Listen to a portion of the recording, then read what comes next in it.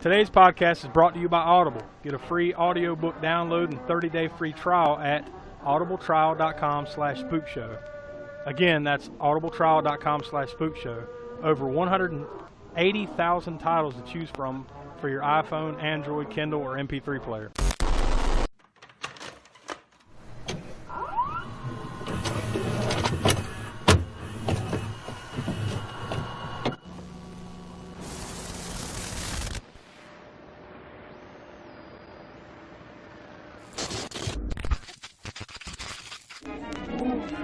Ladies and gentlemen, prepare for a thrill. We have stories of the dead coming back to life, Tales of the dead, right evil.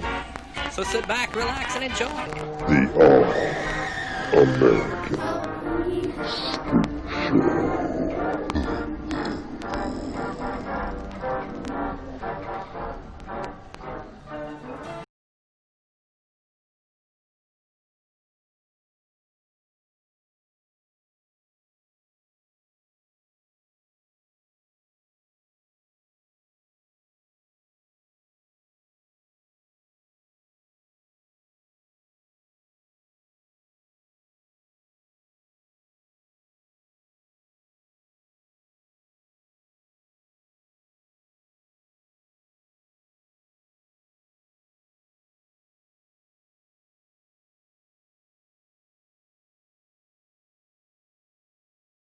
Welcome to another edition of the All-American Spookshow podcast.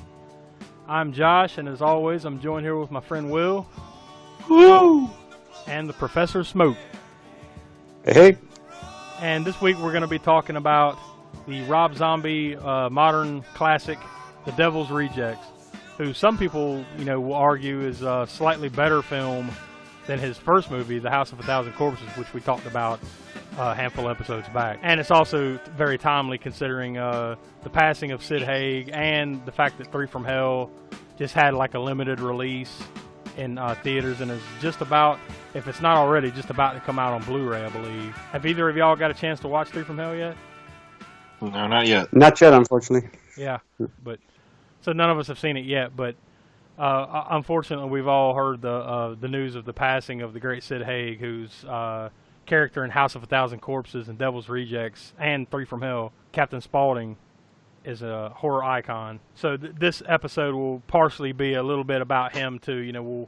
We'll kind of go down his list of accolades and any personal little stories any of us have with where we might have met him or whatever. We can talk about him for a little bit. So I guess before we get any further, here's the trailer for The Devil's Rejects.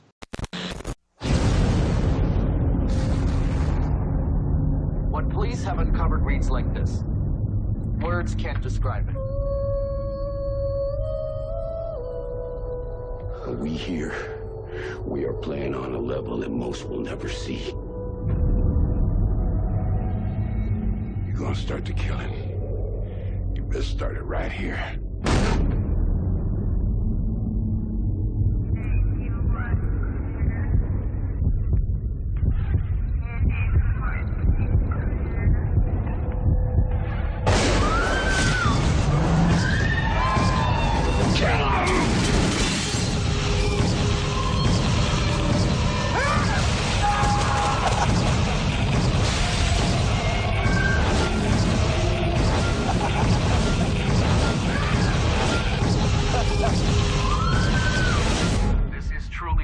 Shocking crime scene that this reporter has ever witnessed.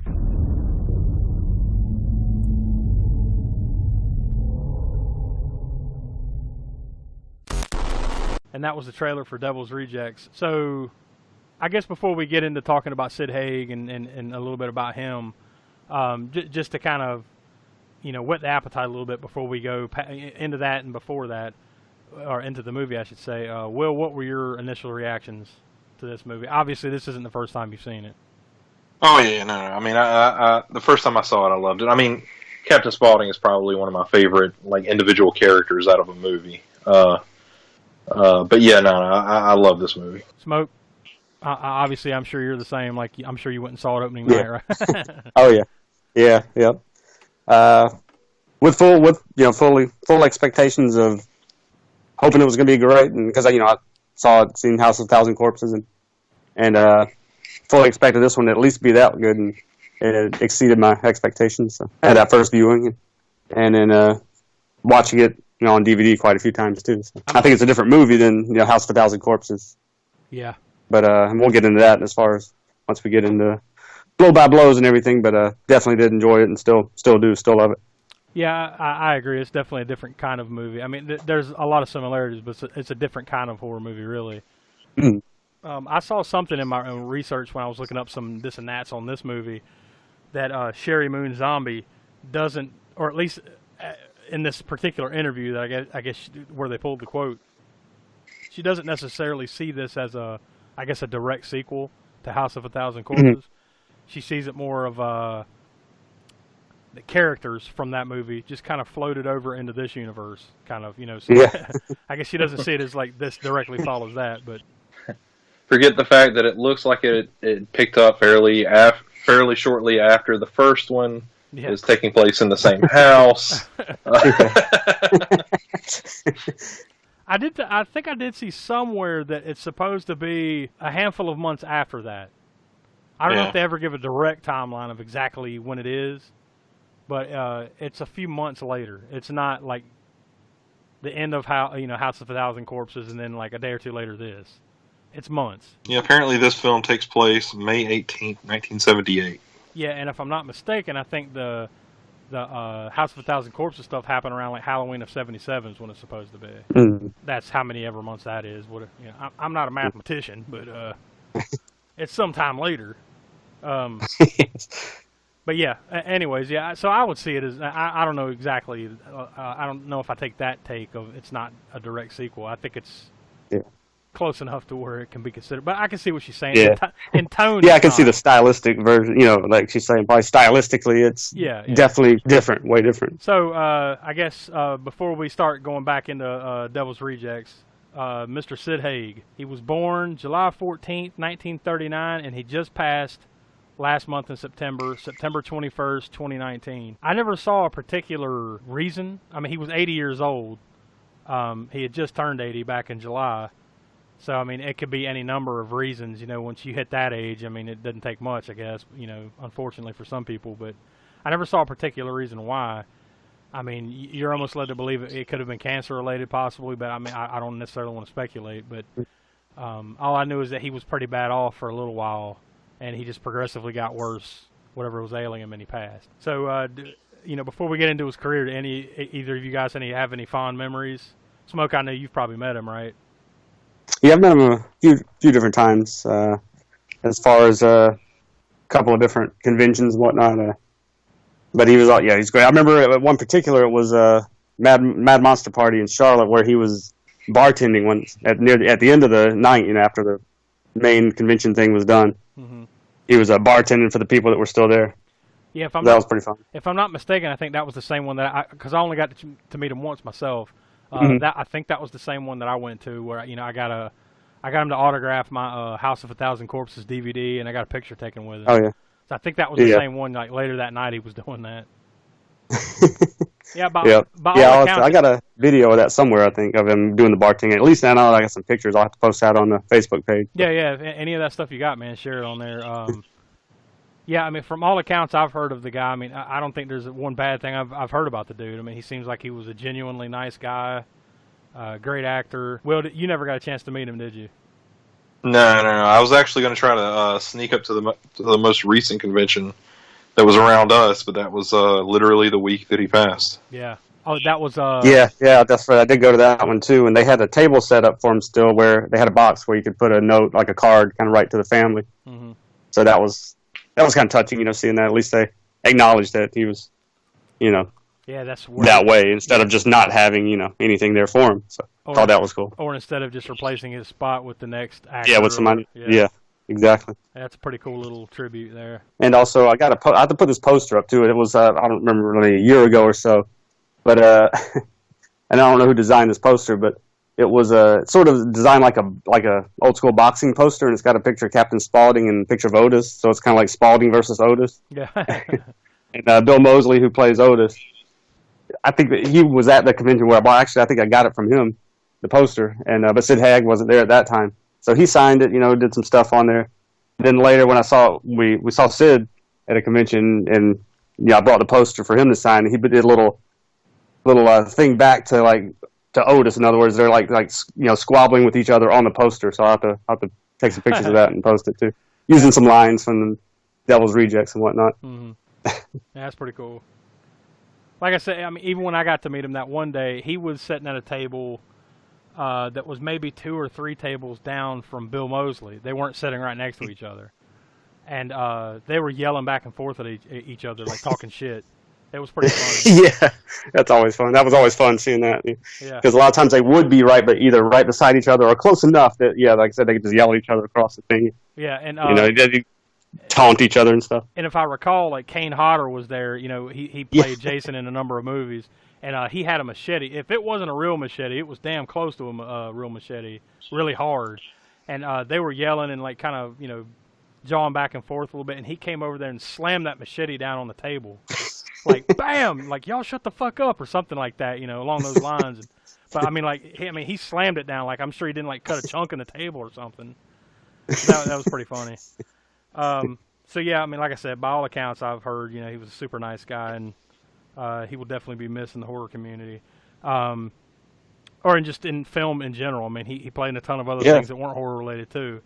I'm on. I posted that on Facebook too a while back. I think after he passed, but yeah, I mean, Jason the Star Command was like one of my favorite shows as a kid, and he was like the main villain on that show. He played Drago, so like I knew him. I knew his character. Of course, when I was a kid, I wouldn't have known the name Sid Haig. I just knew Dragos, But over the years, as I got older and discovered all his other movies, then I remembered his face from Dragos as haunting my childhood.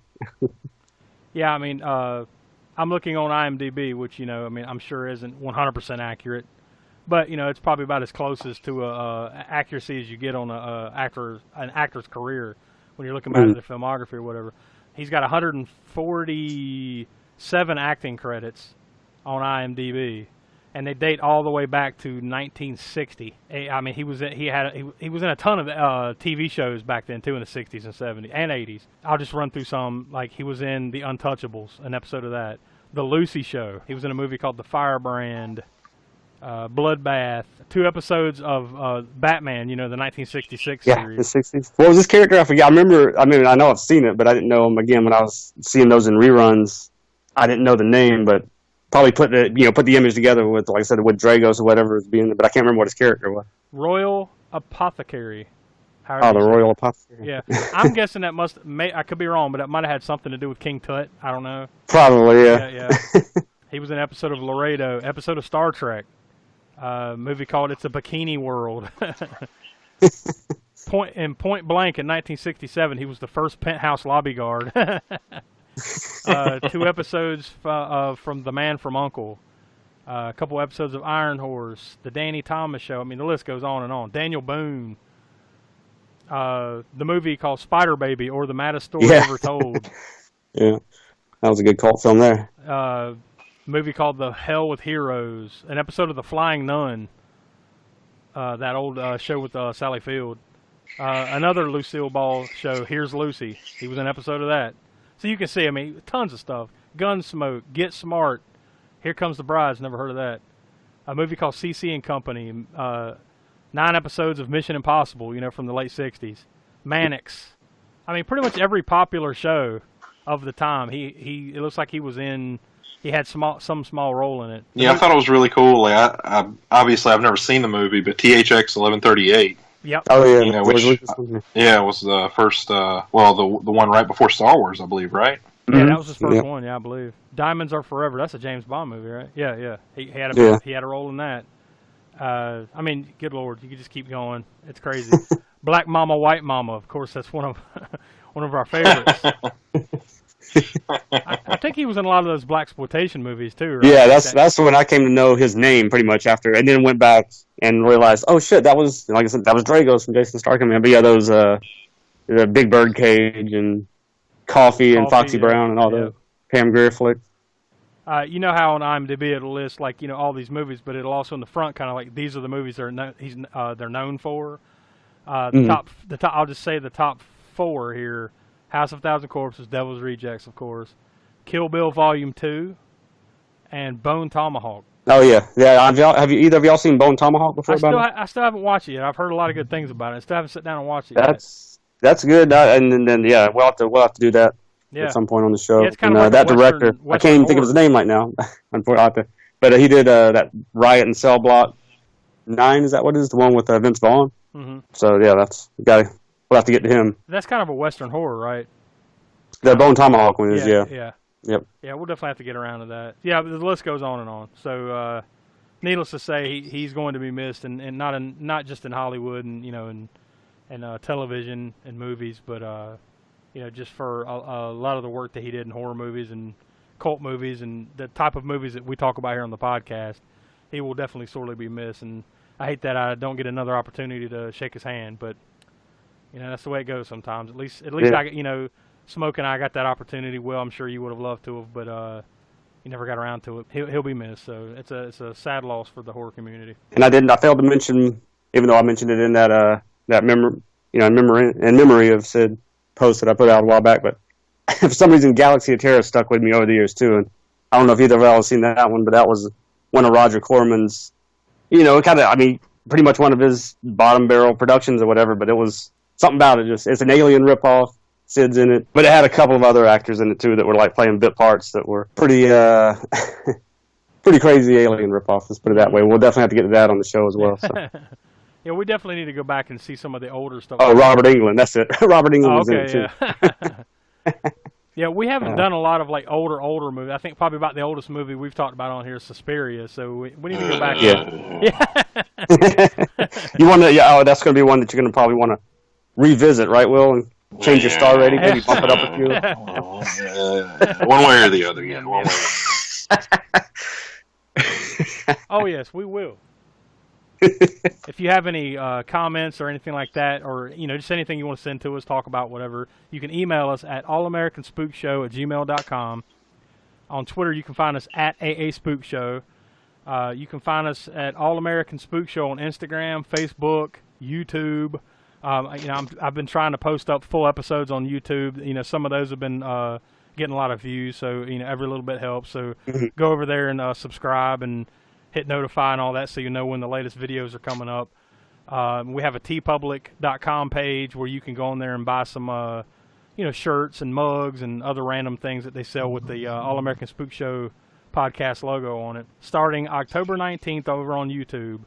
We're going to have a little countdown each day, counting down to Halloween, and it's going to be our personal top 13 favorite horror movies. Not necessarily the best 13 horror movies ever made, just kind of our personal favorite list of the top 13 horror movies that we like to watch. So tune in every day starting October 19th over on the YouTube page. I'm sure we'll share it to all the socials, Facebook and Instagram and whatnot, Twitter. But starting October 19th, you'll be able to watch each one, counting down each day. So kind of a fun little side thing if you want to check it out leading up to Halloween.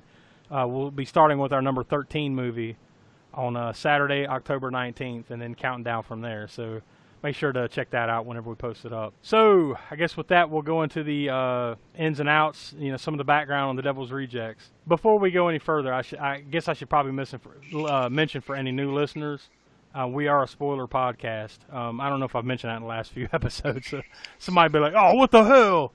If they actually listen to this thing on. I haven't seen these movies that's been out for years. Yeah, son of a bitch.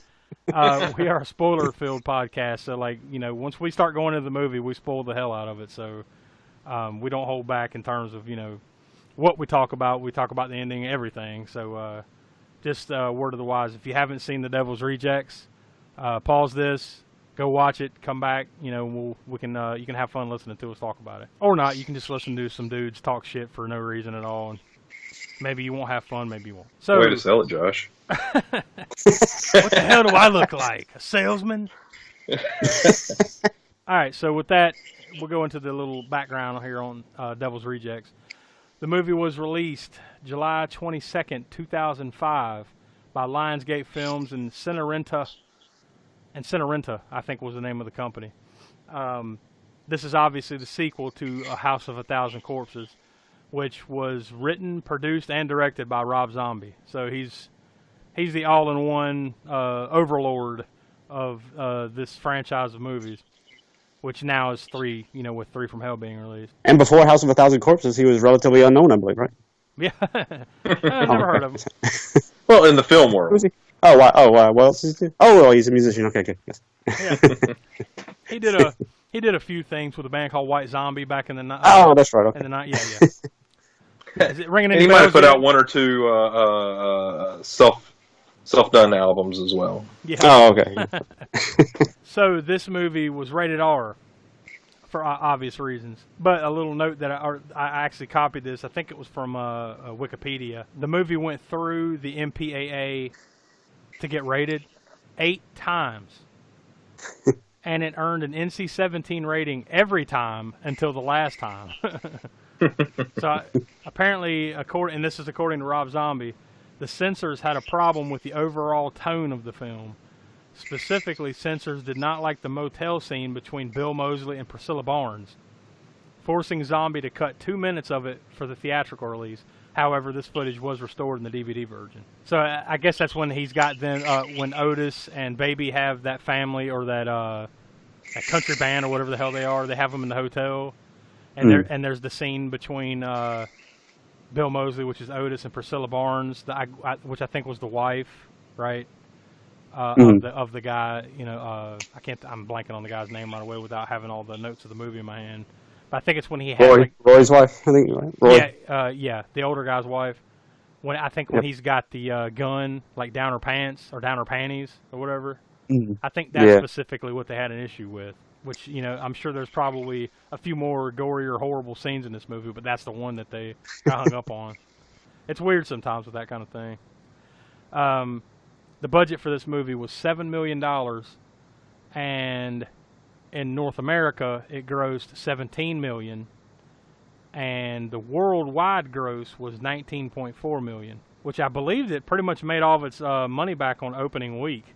Yeah, pretty much exactly. It opened up number 8 that week when it opened up in July 22nd of 2005. And it made pretty much just slightly over $7 million in its opening week. There were 4 big wide releases that week. It came in last of the big 4 wide releases that week, and it came. I'll just give you the top 3. Charlie and the Chocolate Factory. It had been out for a couple weeks. That was number 1. Wedding Crashers. Also been out a couple weeks. That was number 2. And then the first Fantastic Four movie. It was in its 3rd week, and that was number 3 that week. It came in behind those 3 plus The Island, the remake of Bad News Bears, the remake of War of the Worlds, Hustle and Flow, and Devil's Rejects was number 8. So, and it also finished slightly above Batman Begins, which was in its 6th week. So Devil's Rejects beat Batman. That's all you need to know. Take that, Scarecrow. Yeah. And just to finish off the top 10 with the next couple movies, March of the Penguins and Mr. and Mrs. Smith. Not a lot of huge movies there in that top 10, but, you know, some that made quite a bit of money. Specifically, like, you know, Charlie and the Chocolate Factory, Fantastic Four, that Batman Begins movie raked in, I'm pretty sure, near or over $200 million that year. Actually, Star Wars Episode 3, Revenge of the Sith, was still playing at this time too. It had been out for well over 2 months at that time, and it made it made about $375 million. So there was some competition when this came out. So that's a little bit of background on that part of it. I did notice another thing too when I was looking at it, I thought was an interesting little side note. The soundtrack for this movie, which actually wasn't really like, you know, House of a Thousand Corpses soundtrack was basically done entirely by Rob Zombie, I think, for the most part. This one was more of a, and I think it goes along with what he was trying to achieve in the movie. It's more of a southern rock type of soundtrack. But this soundtrack was notable as being one of the first to be released on dual disc with the DVD. Remember the dual disc where like one side was a CD and the other side was a DVD? Oh, yeah. Yeah. This was one of the first to be released as a dual disc, with the DVD side featuring a making-of featurette for the film and a photo gallery. Yeah, I love the soundtrack on this. I mean, I grew up on southern rock, so this entire soundtrack I loved. Oh yeah, yeah, and it's he picked the right songs for the right moments. Even Yep. some of the more obscure songs fit right perfectly with what he's trying to do in those particular scenes. Did you guys get a chance to watch? Like, because I actually watched it on DVD. Did you guys get a chance to watch the deleted scenes No. or anything? Not yet. No, I didn't. I just I watched it on DVD too. I think I've seen them before, but it's been probably when that DVD first came out. well, there was one interesting deleted scene in there, and I thought I'd bring it up before we got into the movie, since it doesn't really. It would have a place in the movie if they put it in there, but it's pretty clear why they cut it out. There's a scene with Dr. Satan. Remember Dr. Satan from Oh yeah. the first movie? Yep. They've got him in the hospital, and there's a nurse taking care of him, and he kind of reaches up and rips her throat out, and the nurse dies like on the floor. But the nurse is well-known actress Rosario Dawson. Oh, okay, yeah. Yeah, I think I do remember seeing that back when that DVD first came out. But yeah, so but yeah, I remember why he cut it out. But it was a cool scene. But I can see why they, Now it seems like I did see something separately, not necessarily when I was looking for research. Maybe it was, I can't remember. But I remember seeing something about. I guess they had asked him why. Maybe it might even have had something to do with 3 from Hell and why you've never seen Dr. Satan again. And I think he just kind of wanted to get rid of that aspect of the tale. I guess kind of just like, it's a weird fit, And I thought, remember, even when we were talking about House of a Thousand Corpses, when we talked about that one, it was kind of the whole Dr. Satan thing is kind of a weird fit for everything else that was in that movie, Yeah. It's kind of like I guess, sort of, what can we do to kind of put like a twist on it, or have the ending have that twist at the end, kind of like they did with a lot of, because it was a big homage to '70s movies as it was, and a lot of the '70s movies had that weird, left field twist kind of thing. Mm-hmm. Well, and he was also the bait to get the people to come out. Yeah. What do you mean? Because they mentioned him earlier too, right? Well, yeah, he was part of the ride. Oh, Dr. Satan, yeah. The murder ride. Yeah. So I guess maybe this is the one scene where he referenced it and he had Dr. Satan in there, but I guess for whatever reason decided to say, you know what, we're cutting all this shit out. It's too weird. It doesn't fit. It doesn't fit what we're doing here. Yeah. So it didn't fit the tone of where he was going with Devil's Rejects, I guess, where it was, yeah. that wholly different. Even though it's linked in the sequel, it's still very different than House of a Thousand Corpses. I just thought that it was interesting as well that it was Rosario Dawson that even at this time, somewhat had a name. It's not like she was an unknown quantity or a actress at this time. She did have somewhat of a name and had been in some movies by then, but maybe they're friends, maybe whatever. Who knows the reasons, but. Yeah, she was there's things you do like that, I guess, that you really hate to have to do. And for some reason, this movie kind of parallels to me a lot Texas Chainsaw Massacre 2. Yeah. As far as, not besides the fact that it has Bill Moseley in it, that as well. And but a lot of that type of, it's a different tone. It was more comedic than the first movie as far as Texas Chainsaw was. But there's a scene in there with Joe Bob Briggs that got wholly cut out. For this, and I'm sure Tobe Hooper probably hated to lose that. But you're talking about in Chainsaw Part 2. Yeah, in Chainsaw Part 2, because there's a lot of parallels for that movie for me for some reason with this one, with House of a Thousand Corpses sequel.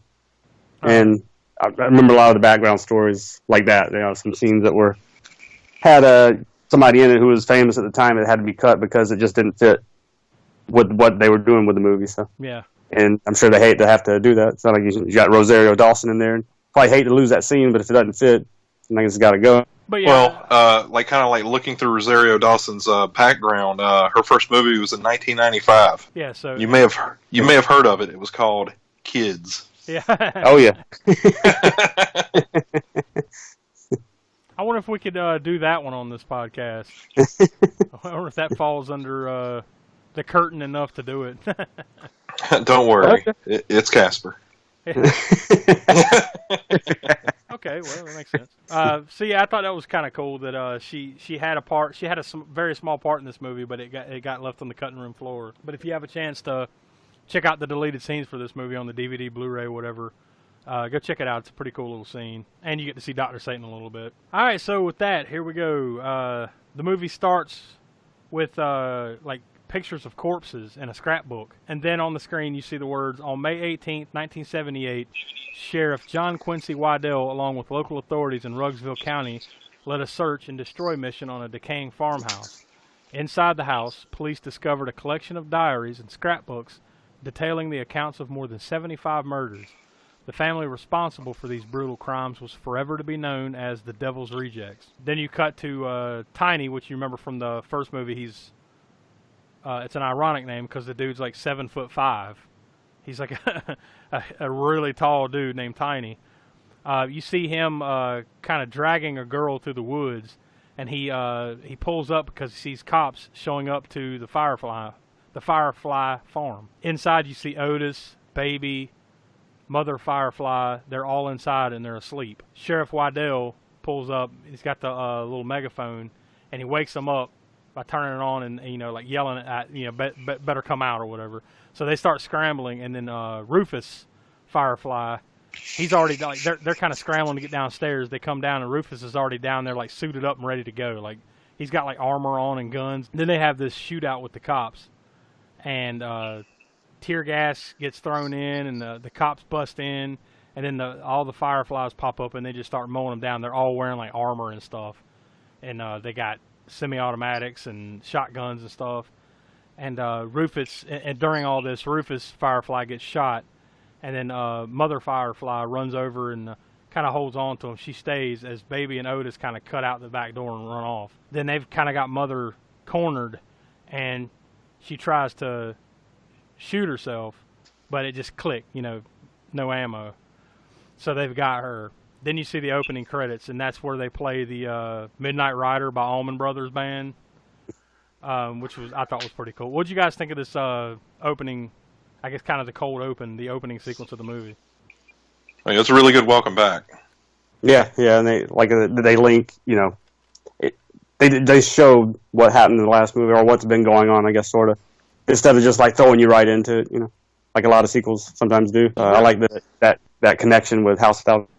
Yeah, I mean, really in this whole movie, that's really like the really own main connection to that movie, really. Like that's what sets it up as like, all right, some time has passed.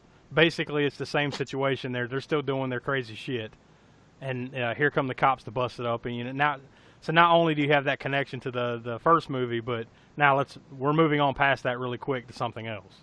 It's like, bop, bop, here we go. Yeah, and one thing that a lot of cult fans might have noticed also is that Mother Firefly is not played by Karen Black now. It's Leslie Easterbrook took over the role. Now, I'm not exactly sure why that was. I don't know if what I read was she was asking for more money. Oh, okay. Which I guess I can't blame. Now I think she's passed since too, right? Karen Black. So I don't want to besmirch the name, but I will say that, like, to me, like, could she really be in that high demand? Number one. Number two, it's not like she was necessarily the reason that movie was successful. And, not to shit on her, just saying, like, just kind of play along and, kind of take your place in cult history. Don't be trying to drag along for more money is the way I see it, but whatever, Yeah, something else I read that was kind of interesting with this is the guy that played Tiny. Apparently he had rolled his ankle pretty bad before the movie was set to film, and the crew had a tough time finding a 7-foot stunt double to come in. That's why he was wearing a burlap sack over his face. Well, not to mention, right, he passed away, right? During or right before the movie was done, right? Yeah, no. I'll just go ahead and skip ahead since we've already talked about it. At the end of this, it does say like something like in the memory of Matthew McGrory, and he passed away August 9th, 2005. So that was a couple months or a month and a half or so after this movie came out. So that was for the. So when you went, when you went and saw this at the theaters, that little part at the end wasn't there because obviously he hadn't passed yet. But on the DVD release, which is pretty much what you'll see now, there's that little bit in memory of Matthew McGrory. So yeah, I love the opening sequence myself, and I do love the touch of Midnight Rider.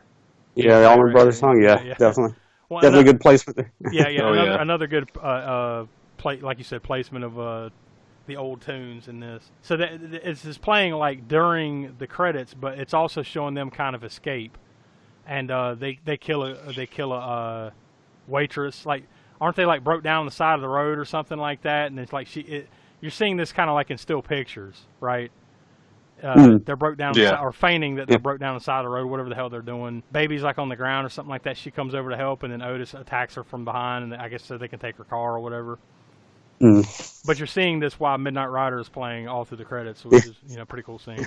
So then there's like it cuts to like a TV report on the findings, what they found there at the Firefly farm. Then you see Waddell sees, while they're looking at stuff in the house, he sees Captain Spaulding's picture. So now he realizes Captain Spaulding, who's kind of like a local, like a little small town local celebrity in this area because he owns that Museum of Monsters and Madmen or whatever with the fried chicken and all that.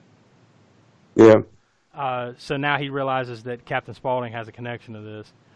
So then it cuts to Spaulding having sex, which it looks like he's having sex with this, not too bad looking chick, and then he calls her a whore, and she pulls out a gun like nobody calls me a whore and shoots him. Then he wakes up from his dream, and then he's laying in this bed with this kind of bigger lady, That's pretty funny. It's like he's dreaming about having a better situation. So yeah, there's that, and then he wakes from the dream with the bigger lady, and then he kind of goes and gets dressed or whatever, and they're kind of sniping back and forth, and then he sits down and he's watching this commercial that he's paid for, and they're kind of laughing about it, and then it cuts to the special report right when Baby calls. Breaking news interrupts his commercial. Right? Yeah. Right when Baby calls him to warn him, the shit's gone down, like they're all busted. So they're going to meet at the place that they're supposed to meet. And he takes off and leaves. Now you're introduced to Charlie Altamont, which as you come to find out is Captain Spaulding's brother, which is played by Ken Faree. Now he's famous for... what Dawn of movie? the Dead and From Beyond for me. But, go ahead and fill in the blanks. Oh, definitely, yeah. Dawn of the Dead was probably my favorite one. I remember him in From Beyond, which was directed by Stuart Gordon that did Reanimator in our first episode, right? Mm-hmm, yep. And then who was he on Nickelodeon? I can't remember if it was Keenan or Kel. He's one of them's dad on that show. Now I don't even remember that. You don't remember that? It was one of those Nickelodeon, shows from the '90s, I guess. But yeah, he was one of them. He was Keenan or Kel's dad. He was in Rob Zombie's remake of Halloween too. I think he had a part in that as well. Oh yeah. Yeah, I met him back in. I mean, it's been a while. I think I've only ever seen him at one convention. That was back in '92 at Weekend of Horrors. And you're also introduced to Cleavon, which is Michael Berryman. What would you most remember him from? Oh, I mean, a little movie called Hills Have Eyes, right? Yeah. And of course, Weird Science at the very end. Remember the apocalyptic scene at the end? The motorcycle riders. About that, yeah. It's funny because I also met him at that same convention in '92. I got a picture signed with him. That same one that Ken Foree was at. Yeah, that's cool. Yeah, he's basically known as like being in these weird type of movies because I mean he has a unique look. You see this dude, you know which one I'm talking about. Like he's an unforgettable face for sure. And you're also introduced to one of the whores at Charlie Altamont's little whore village he's got here. Candy, which is E.G. Daly, who you might remember from Pee-wee's Big Adventure. She plays Pee-wee's girlfriend in Pee-wee's Big Adventure. That's her. And a number of other things, but that'd be the one you'd probably recall right away. So Spaulding calls Charlie here and says he's coming. He needs a place to lay low. So then you cut to the Kahiki Palms Motel and are introduced to the Sullivan family. This is kind of like a traveling roadshow, kind of like a country band kind of family or something. Banjo and Sullivan, right? Yeah, Banjo and Sullivan, that's what it was. Jimmy, who's like the roadie or whatever, that's Brian Posehn. You probably remember him as, a comedian and a ton of things. Once again, another dude with a very unique look. His face stands out. Like you're gonna remember this dude for no. He's a funny dude too. Don't get me wrong, but he's a recognizable face. And you're also introduced to Roy here, who is I believe his name's Jeffrey Lewis. Oh yes, Jeffrey Lewis. Yeah. Who was in a ton of stuff. Like I think he was in a lot of like the Clint Eastwood movies and stuff too. Yeah, I don't know the background on whether they must have been friends or something new because I know they were. Yeah, and of course, Every Which Way But Loose and Any Which Way You Can, but also. Some of the hell goes back to maybe High Plains Drifter, some of the westerns too. Yeah, he's been in a ton of that, and he actually passed away back in 2015, so he's no longer with us. But he on IMDb, the dude has 225 credits as an actor, so yeah, he's got around the horn there for sure. He also has that face that even if you don't know or can't place what you've seen in him, you've seen him in a lot of stuff. Yeah, well, with 225 credits. Yeah. Odds are you've seen this dude in something, whether you realize it or not. So you're introduced to Jimmy and Roy, Posehn and Lewis, and they're talking about, Jimmy's talking about becoming a rodeo clown. It's kind of this just funny back and forth about, and I don't think you're cut out for rodeo clown material, son. Then they go over to they're walking over to the ice machine or whatever. Jimmy takes off to like go to the store or something, and Roy goes over by himself, and he goes to the ice machine, and then Baby comes around the corner, and she's kind of flirting with him and stuff, and as she's flirting with him, Otis sneaks up from behind and pulls a gun on him. Then they go bust into the motel room that the family has there, and then they just kind of start terrorizing them. Then Jimmy comes and knocks on the door, and Baby lets him in, and then pretty much take him right down to his knees and blow his brains out pretty much immediately. Like not much of a like begging, pleading, what the hell's going on. He goes down to his knees, and Otis pulls the gun and just, pow, just blows his brains out. Yeah. And at that point, it was when Otis was, well, first of all, he was like, who's in the shower? You know, 'cause somebody was in the shower, and they didn't know, you know, and then what's the guy that, Jeffrey, his character, was it Roy Sullivan? Yeah. He's like, oh yeah, she's in the shower. Okay. Well, then, you know, is that all? Is there anybody else here? Yeah. No, that's it, pretty much. And then the knock on the door when it's Brian Poston outside. I know I can't trust you. You know?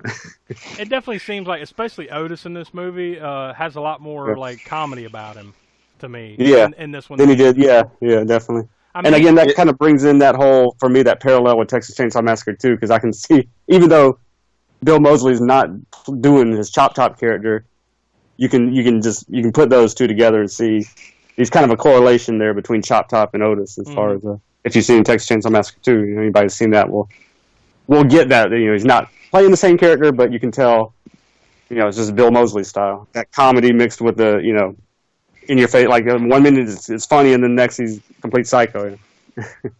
Oh, he plays that well, that's for sure, man. Yeah. Like, you know, that he can be the funniest dude in the room all of a sudden, like, you know, he's the scariest dude in the room. He's good at that for sure. You cut this Captain Spaulding, he's you know, on his way to meet with them or whatever, and he runs out of gas.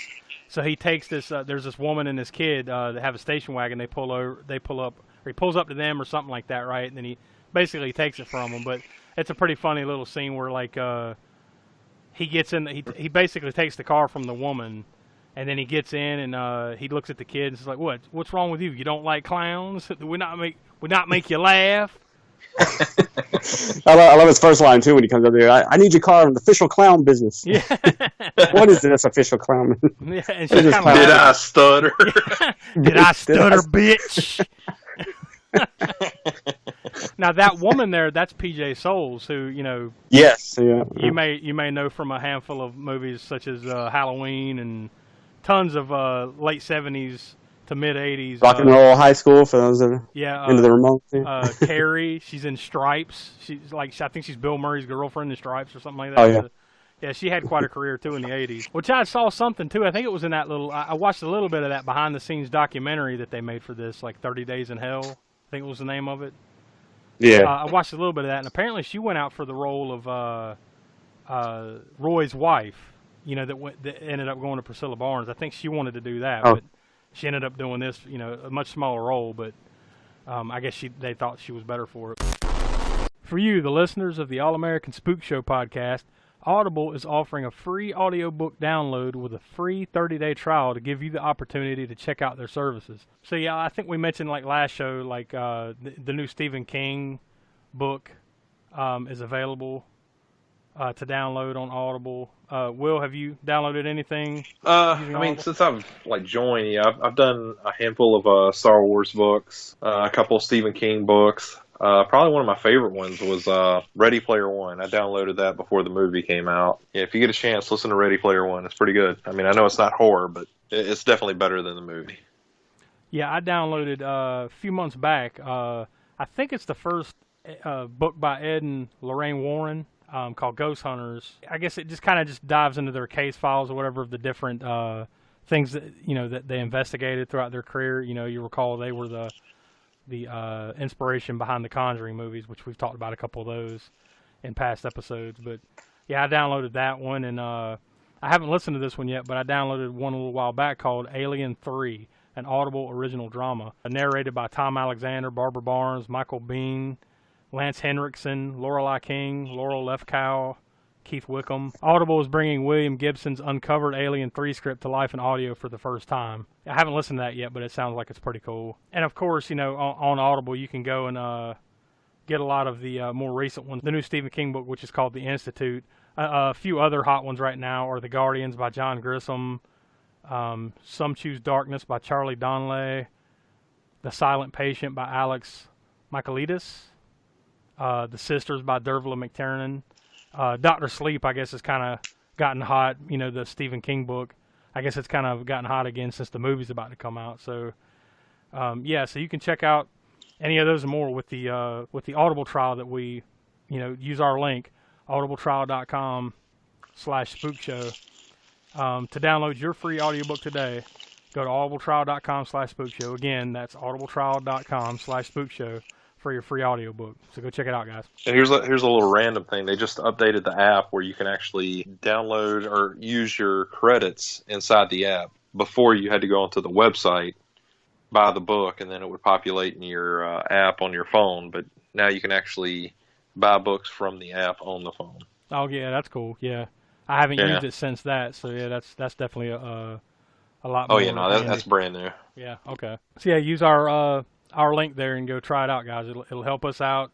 You'll get a free book, and that's the other thing too. Like if you cancel it, if you try it for a month, say this just isn't for me, you cancel it, you get to keep that one free book that you downloaded. So go try it out. audibletrial.com/spookshow. Yeah, but kind of getting back to the movie, man. That's why I like that's why I like one of my favorite characters is Captain Spaulding. Just the fact that he can go from, like a completely silly person to like stone cold killer, like within 2 seconds, just like in that scene. Mm-hmm. I mean, I love that character. Yeah, you're in the middle of kind of laughing along with him or laughing at him, and then all of a sudden you see how deadly this dude can be, like with the snap of a finger, Oh yeah, the drop of a dime, man. He's stone cold. Mm-hmm. So yeah, he takes the station wagon and he takes off. Then you cut to Otis and Baby. So they're back at the hotel, with the family that they've got holed up there, and they're taunting them and messing around with them. And Otis makes Gloria, which is his wife, strip, and then he takes a pistol and sticks it down, like he's groping her and holding on to her, grabbing her ass and stuff. And then he takes a pistol and sticks it down her panties. Which, like I said, we referenced earlier. I'm pretty sure this was the part that the MPAA was really dead set against, that he cut out, but then he put back in the DVD. Apparently, they're not Kiss fans. Love Gun. No. Love Gun? No, yeah. That's a good reference. He should have slept that song in, since he was going with that era of rock. He could have easily done that. Oh, yeah. So then Otis was like, yeah, I guess he's just kind of tired of it after that, and he takes the two men and he heads out. There's something he needs to go do. Then you cut to Sheriff Waddell.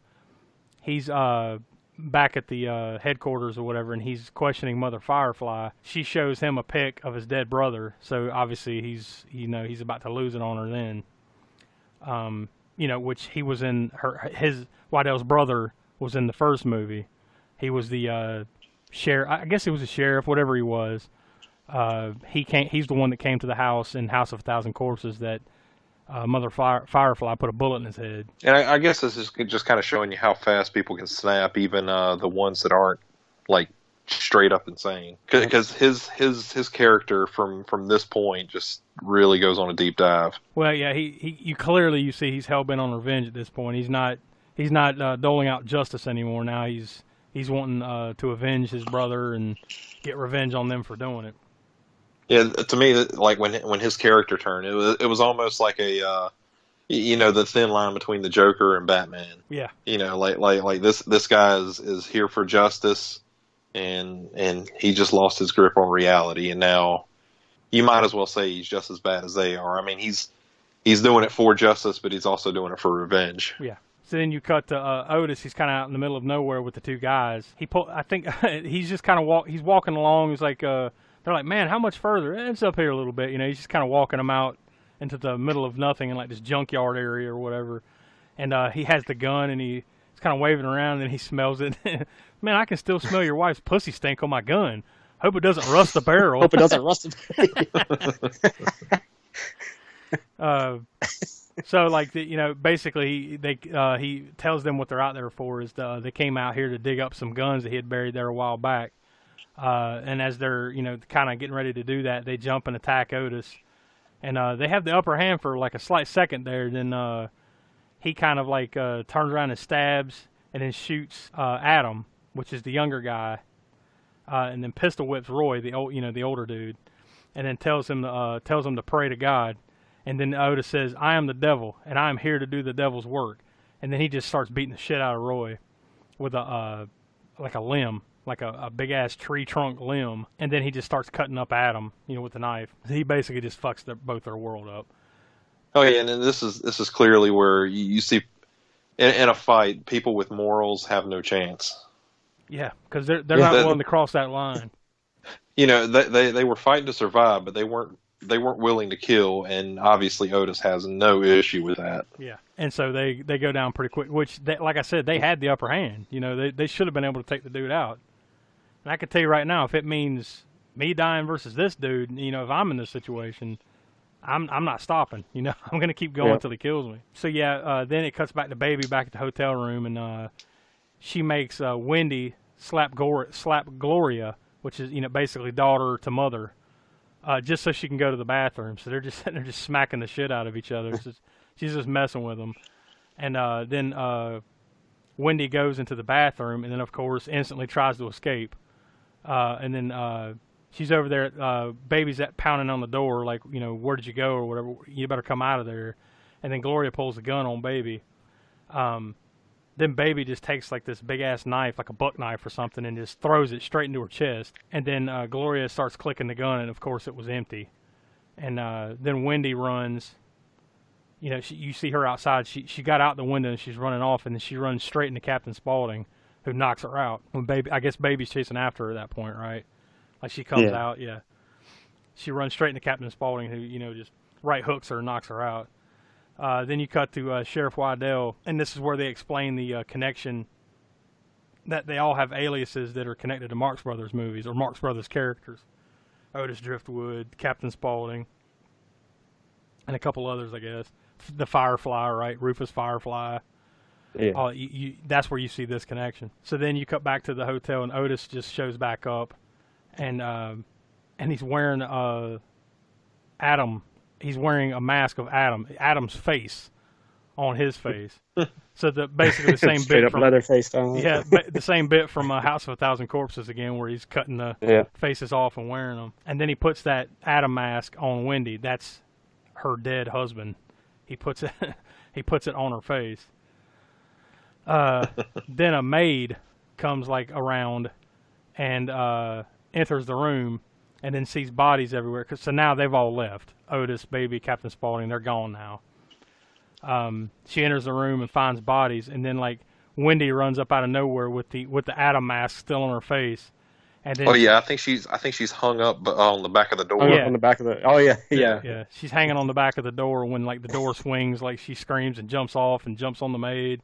Then she runs out of the room and runs across the parking lot out into the road, and then of course gets nailed by a Mack truck or a tractor trailer. Just gets smoked. Insult to injury for her. Poor old Wendy. Well, look, she was trying to stop a truck. She succeeded. Yeah, well, it eventually slowed down after it pulled her carcass 100 foot down the road. So Sheriff Waddell, he's on the scene of this, and you can see the body, like her intestines spread out and everything. And this is where you're introduced to the bounty hunters, the Unholy Two, Rondo and Billy Ray. Now, Rondo is Danny Trejo, who it doesn't need much of an introduction, right? The dude's been in hundreds of TV shows and movies. Machete, and Diamond Dallas Page is Billy Ray Snapper, who, wrestling fans would remember, obviously, from WCW and WWE. Diamond Dallas Page had a run in the late 90s and early 2000s. So you're introduced to the Unholy Two here. They're bounty hunters who he's hiring to track down the Devil's Rejects. So Otis, Baby, and Captain Spaulding are driving, and this was kind of a funny scene where they're just kind of having their back and forth, and Baby wants to get some ice cream. She wants Tutti Frutti, and then they just start chanting Tutti fucking Frutti. And he's like, "You're not getting any ice cream." Otis is kind of playing the hard ass here, and then of course it cuts to the next scene. They're sitting there eating ice cream in the car, and they're just smiling. Then you see Sheriff Waddell. He's having a dream about his brother, and then he wakes up, and then he goes in there and basically just kills Mother Firefly on the spot. Like he goes into her cell and stabs her and kills her. So then the rejects arrive at Charlie's Frontier Fun Town, and there's a sign outside that says "Thousand served, clean pussy, VD tested, come again," and it's spelled CUM, come again. Because Charlie's class act. Yeah. as evidenced by the old school like yellow sign with the arrow on it that you see everywhere down south. Yeah. That has all that shit written on it. So then you you see these signs everywhere? Oh yeah. They say pussy, VD tested, and all that. Yeah. Saw one outside of church. South of the border or something? Yeah, south of the border. Pedro, I mean, south of the border, South Carolina, for those that don't know. Yeah. North Carolina, South Carolina, not south of the border. Pedro says clean pussy. Get some fireworks, do you? Yeah. Get some fireworks, tamales, and clean pussy.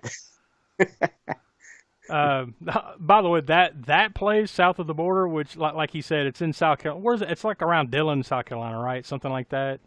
Yeah, about an hour in from Myrtle Beach. Yeah. Yeah. For anyone that wants to check that out, you definitely should if you're traveling up and down I-95 one of these days. But that place would be perfect for a Rob Zombie movie, would it not? Yeah, oh yeah. Just the vibe there and everything. That 60s, 70s roadside trap. Roadside attraction. Yeah. Yeah. It's got a little And bit. they used to have even cooler stuff back. I mean, now I get nunchucks and throwing stars and all that stuff in there back in the day, back in the '80s. They don't have that part now. Now you can go in there and get fudge. That's right. And clean pussy. I don't think so. Well, you probably. It's not clean. No, wait. Oh. Not to besmirch the good name of south of the border, but so anyways, then I think you come to the conclusion here too is that Captain Spaulding and Charlie Altamont, who runs the place, they're brothers. If that hasn't been clear before, and they're on good standing, and they all kind of have a good joke about it. So now they're partying with Charlie and the whores, and it's kind of the scene is cut where it's like they're partying and doing drugs and messing with the whores and everything, and it's spliced with Waddell talking to himself in the mirror, like clearly hell bent on he's gone off the edge now after killing Mother Firefly. Then you see all I wrote down here, because this is hilarious just to talk about, was the Charlie and Cleavon chicken fucking scene, where they go out to get a couple of live chickens, to basically to bring back home to make for Captain Spaulding to make some fried chicken. And then the guy that's selling the chickens asks him, "Are you?" Well, he basically asks him if they're gonna take them home and fuck them, right?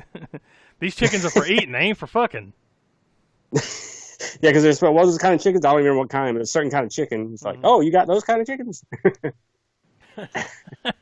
So then, like, basically, they get the chickens or whatever, and then they're about to roll out, and then Sheriff Waddell rolls up and confronts them and says that he wants them to set up the rejects, like have them there at midnight. And hold on. We just skipped over something. What's that? The entire chicken fucking scene. Yeah. What about it? The dude pretty much just sits there and explains, hypothetically, how you would do it. He wouldn't do it. But he goes through a whole scenario of how you could. If one were so inclined. I let that part go. Yeah. Which is why I just wrote it down as chicken fucking scenes. I figured you'd fill in the blanks. So thank you for that. Which was something along the lines of chopping their heads off, and then they just go crazy.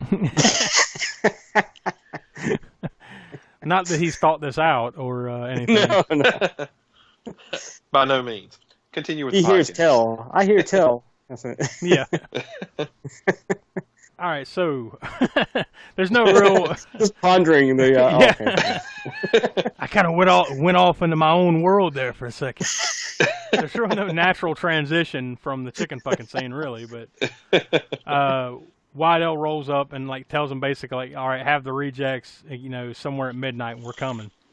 And then it shows Waddell going down and checking in on the Unholy 2, and they kind of give them the update, like, all right, this is where they're at and all that, and we're going down there to kick some ass. So of course they're cut back to them partying down at Charlie's, and the this is a cool scene. The Unholy Two roll up and or kind of like sneak in and just start killing horrors and kicking ass, basically.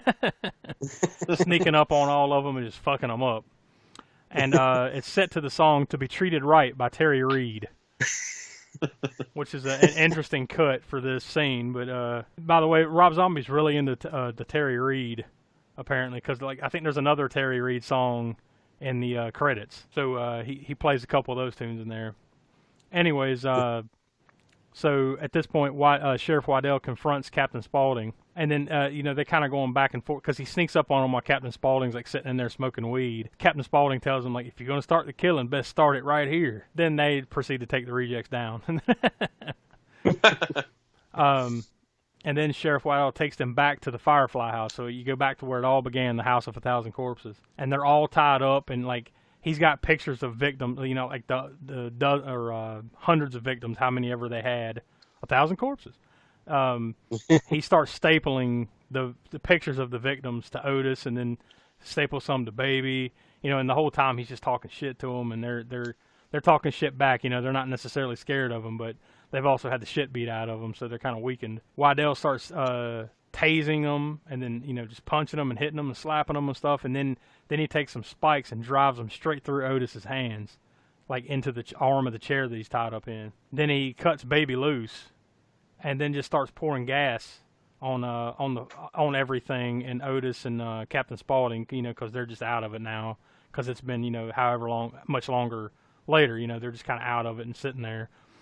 And then he drops a lighter, so the place starts blazing up, while Otis and Captain Spaulding are tied down, and he chases Baby out, and then, which I thought was a pretty good callback to House of 1,000 Corpses, where she chases down the girl. Yeah, and she's chasing after the chick, and gets her down in the graveyard or whatever, and just starts stabbing this holy hell out of her. Yeah. Basically, it's very similar to that. So he's chasing Baby, going after her, and then Charlie Altamont, Spaulding's brother, shows up to help, and then he turns around and Waddell axes him. So he basically really didn't help him. I think he helps Baby a little bit, right? Like, helps her get in the car or something like that. Yeah. But then Waddell comes up and axes him, so he's gone. Yeah. So he starts chasing Baby again, and then he shoots her in the leg and starts choking the shit out of her. And then Tiny comes back, Tiny Firefly, and he just grabs a hold of him, picks him up, and just snaps his neck. Waddell's gone. Then Tiny walks into the house that's on fire and unties Otis and Captain Spaulding and gets them out of the house, and the house is on fire. And then that's when the, Otis, Baby, and Spaulding, they get into a convertible Cadillac. They say something like, "Are you sure?" And he just kind of nods, and then he just turns around and walks back into the house that's on fire, and they just leave him, which was weird, but I guess he just didn't want to go on anymore. I guess he'd served his purpose, so he just walks back into the house that's on fire. And he had gotten burned as a child, so I'm assuming he's just obsessed with fire, and this is his opportunity. So he walks back in the house, and then that's when it cuts to them driving down the road, and then you hear Freebird, and they play just about the whole damn song here, Freebird by Leonard Skinner. Yeah. And as they're driving, you see flashbacks to happier moments before, now that they're just kind of beat down and almost dead. Then Otis is driving, and they're asleep in the back, and he wakes them up because he's drove up on a police block. Then they kind of get their shit together and pull the guns out, and then Otis takes off in the caddy straight toward the police block, and then you just hear pow, pow, pow, pow, pow, pow, pow, freeze frame on all of them. So you don't actually see them kind of go down, but you see them, basically they got their world fucked.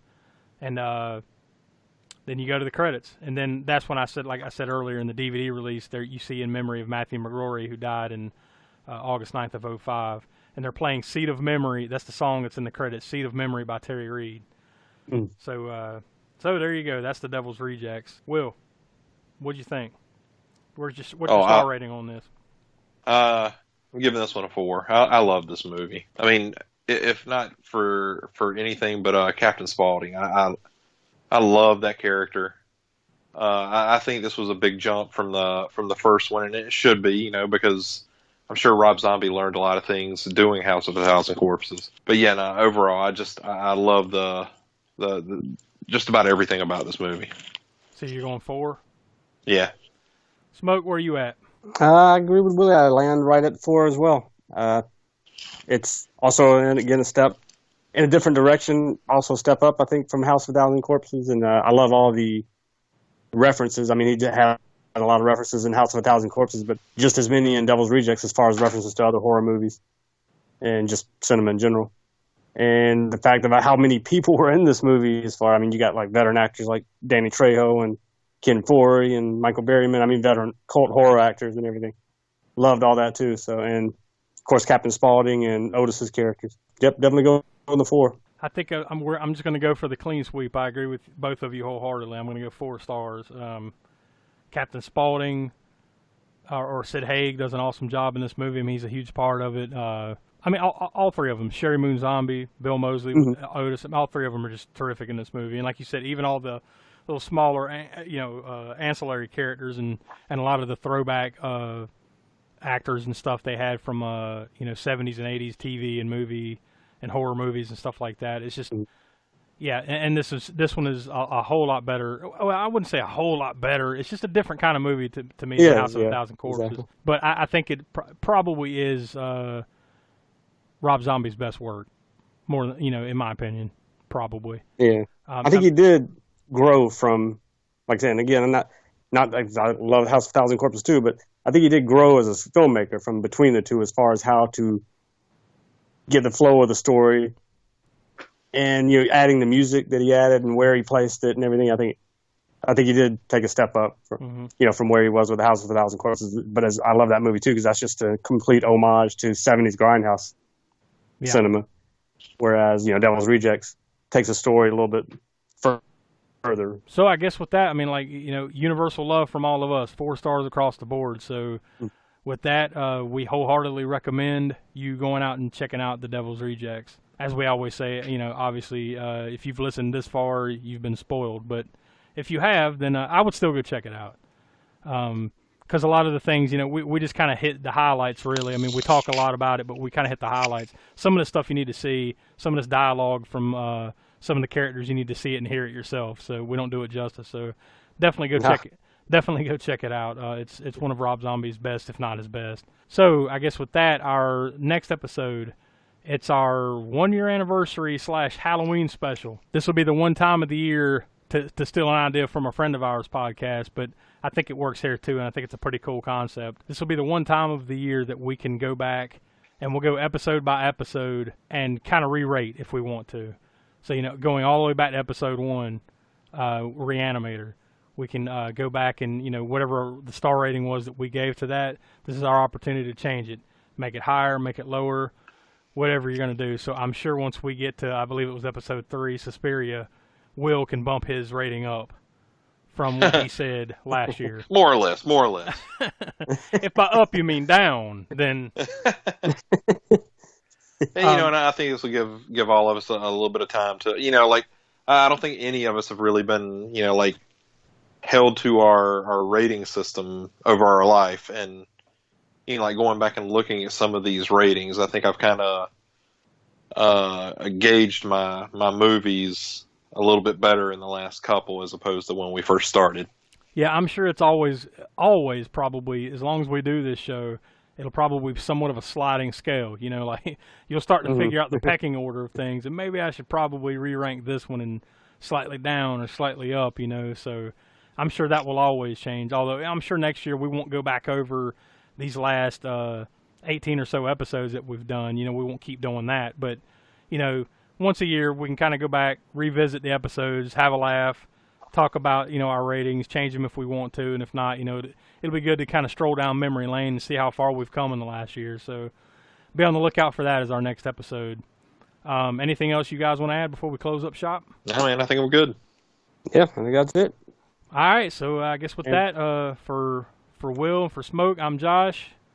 We are the All-American Spookshow podcast. We'll see you later, guys. Did I stutter, bitch?